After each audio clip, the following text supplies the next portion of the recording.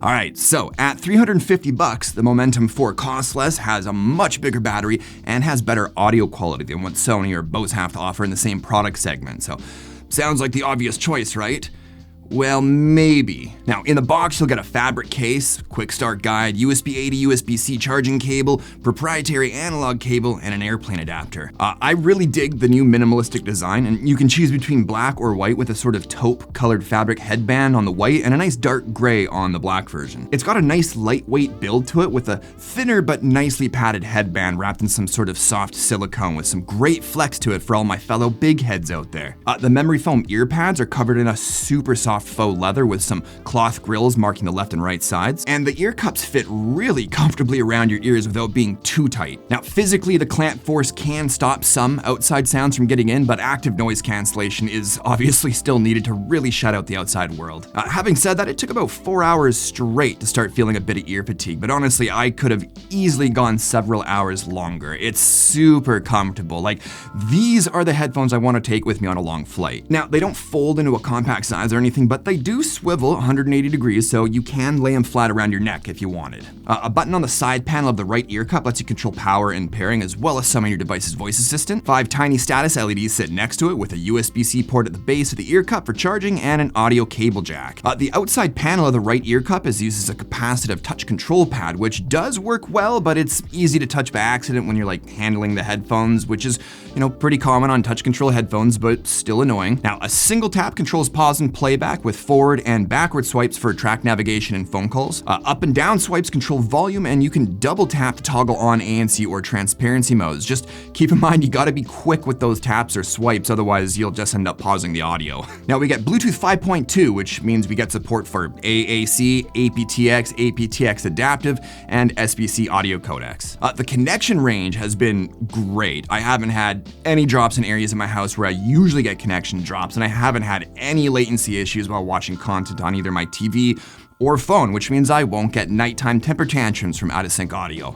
Now, Sennheiser's Smart Control app has a bunch of useful things to play around with. You can change the EQ, although it only has 3 bands instead of 5 like you find in other headphones apps. You can also use the sound check mode to make customized EQ presets, but you do have to sign in or register with Sennheiser to use that feature, which is kind of silly. Sound Zones automatically changes the ambient sound mode from noise cancellation to transparency mode based on your preset locations. We've got a slide bar to adjust between ANC and transparency modes with further options for wind noise reduction. And then, thanks to a sensor in the right ear cup, we've got on-head detection with auto pause and resume when you take the headphones on and off, and even turn them off if they haven't been on your head for like 15, 30, or 60 minutes. Side tone makes calls a little more pleasant because you can choose how much of your own voice to hear, which should help prevent you from shouting during calls caused by the passive noise isolation. Noise cancellation is excellent. Walking down the street, cars, buses, and everyday sounds are mostly gone, but Sony's XM5 is a little bit better at removing somewhat more consistent low-level noises, like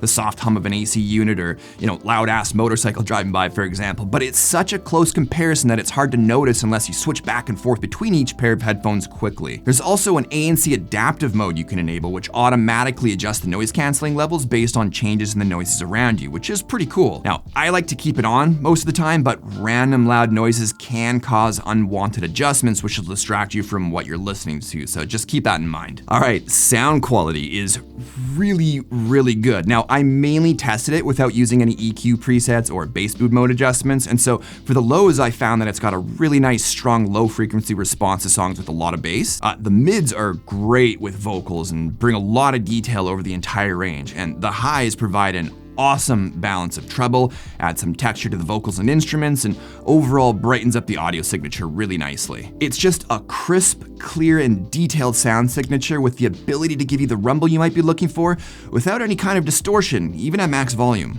Battery life is just bonkers. In fact, it's got the longest battery life on the market for higher-end wireless ANC headphones.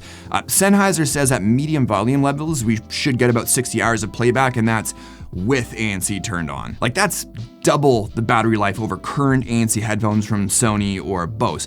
It does take 2 hours to fully charge, but only 10 minutes of charging will give you 6 hours of playback in case you're in a pinch for time. So when it comes to, good quality higher end ANC headphones, Personally, I think the Momentum 4 has the rest beat for value hands down. You're simply getting more for your money. Like, you get better battery life by a huge margin, better audio quality, and all the handy features from the phone app at a lower price. But sadly, something I haven't seen or heard other reviewers mention is that even after receiving like 3 or 4 firmware updates now, there's been and still are a fair amount of software bugs that I and like a lot of other users have been experiencing. For example, auto pause and resume never worked for me and a bunch of other people, but has for some. And connecting your phone doesn't mean that the app itself is connected, so you don't know if your EQ preset is activated or not, and like sometimes the app just flat out won't connect at all. And there's a few other really annoying bugs you can read about in the Sennheiser subreddit, but software bugs seem to be a pretty common issue with Sennheiser products at launch. And